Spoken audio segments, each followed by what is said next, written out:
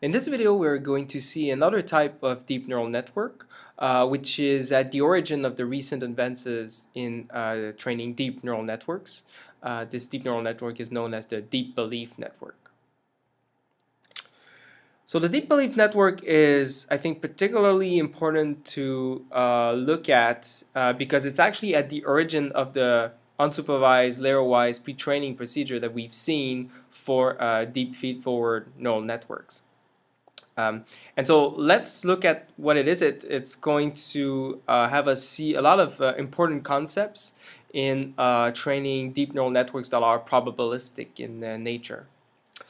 So a deep belief network, or DBN, is a generative model. It can be an unsupervised, entirely unsupervised generative model, which is going to mix undirected and directed interactions between the variables that constitute either the input layer or visible layer or all the hidden layers. So here we have an example of a DBN with 3 hidden layers. And as we see, we have undirected connections here, but we have directed connections or interactions here. So in a DBN, the top 2 layers will always form an RBM. So in other words, in this case, the distribution over H2 and H3 is going to be an RBM with undirected interactions. And now the other layers are going to form a Bayesian network instead with directed interactions. Specifically, the conditional distributions of the units in these layers given the layer above is going to take this form. So this is going to correspond to the probabilistic model associated with the logistic regression model. That is, the probability of, say, a hidden unit in the first hidden layer, in this case, or a visible layer, visible unit in the visible layer, is going, so the probability of either of these units to be equal to 1 is going to be the sigmoid applied on a linear transformation of the layer above. So for H1, that's going to be a linear transformation of H2, and for X, the visible layer, it's going to be a linear transformation of H1. So, and when we have units that interact in this way, we call such a model a sigmoid belief network. So that's a model that was known before DBNs, and which was called a sigmoid belief network. So to sum up, in this model, the top 2 layers are going to form an RBM, while the bottom layers are going to form a sigmoid belief network. And think about how this model will, for instance, generate data. To generate data from a DBN, you would need to do Gibbs sampling between the top 2 layers for a very long time. And then once you've converged to the equilibrium distribution and H2 is sampled from the actual prior P of H2 and H3, then from H2 you would directly generate H1 using this stochastic process, these equations. And then from H1 you would generate directly X, and that would give us an observation or a sample of the input layer X from a deep belief network. Okay, so sampling from this model requires a lot of Gibbs sampling at the top 2 layers, and then once we've reached equilibrium distribution, then we can sample down and obtain a sample from the visible layer. So that's a generative process associated with a deep belief network. So notice that a DBM is not a feed-forward network. So sometimes in the literature you see some people calling stacking different RBMs a deep belief network. I prefer to, and if you just do that to initialize a feed-forward neural network, I would not personally call this a deep belief network. I would just call this unsupervised pre-training for a feed-forward neural network. So a DBN is really a specific model where the hidden units are stochastic, they're random variables, they're binary, and they have this special structure where the top 2 layers are an RBM, form an RBM, and the bottom layers form a sigmoid belief network. So more specifically then, the joint distribution over the input layer and our 3 hidden layers for a 3 hidden layer case is going to be a prior over H2 and H3, which is going to take this form here. So that's, we recognize here the probability distribution of a restricted Boltzmann machine where we have our weights between H2 and H3, and then the biases for the two layers, and then we have this marginalization, normalization constant. So we have this prior, and then we have times P of H1 given H2. So that's the part of the sigmoid belief network that corresponds to the conditional of H1 given H2. So we notice here, for instance, that H1 is independent of H3 given H2 in this model. And then we multiply by P of X given H1. So X is a sample from H1 using the sigmoid belief network conditional distribution we've seen in the previous slide. And so again, X is only dependent on H1. If we know H1, it does not depend on either H2 or H3. Okay, and also in the sigmoid belief network, the full distribution over H1 given H2 factorizes into individual conditionals. So in other words, given H2, each of the hidden units in the first hidden layer are independent, and similarly for the visible layer given H1.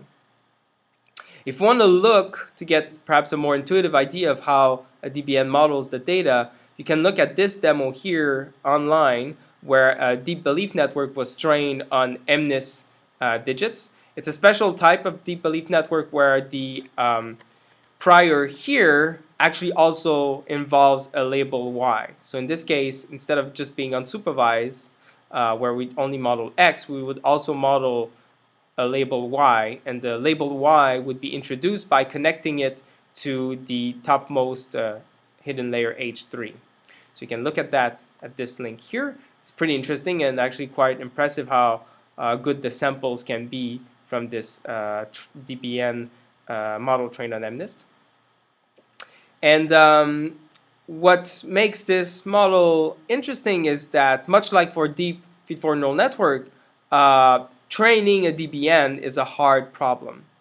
And actually, it turns out that a good initialization can play a really crucial role in the quality of results we can get. And this is, in fact, how the greedy layer-wise pre-training procedure was developed as a way of initializing better the parameters of a deep belief network. And then after that, it was noticed that we could just use the same initialization for feed-forward neural networks, and that was also working really well for initializing feed-forward neural networks.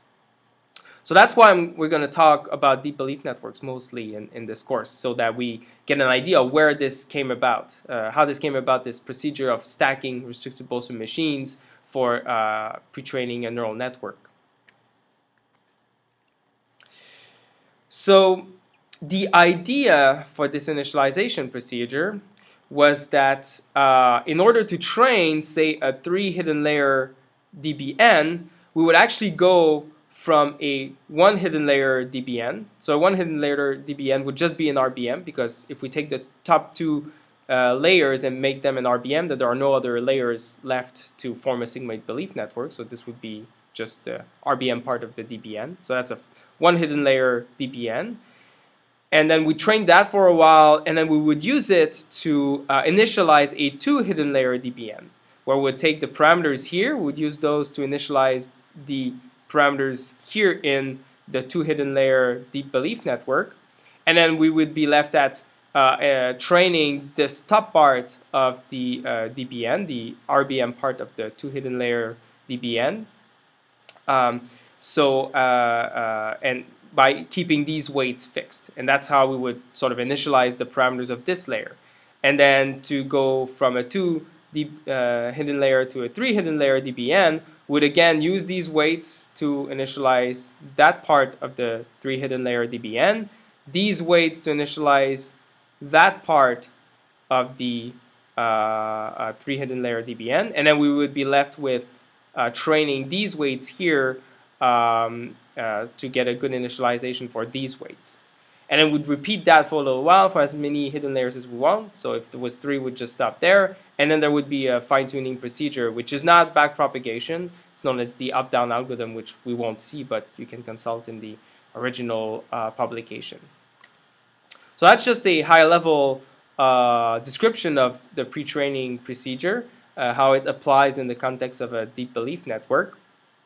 And before we look at the details of this procedure, I just want to give a quick intuition of what we're actually going to try to achieve with this procedure.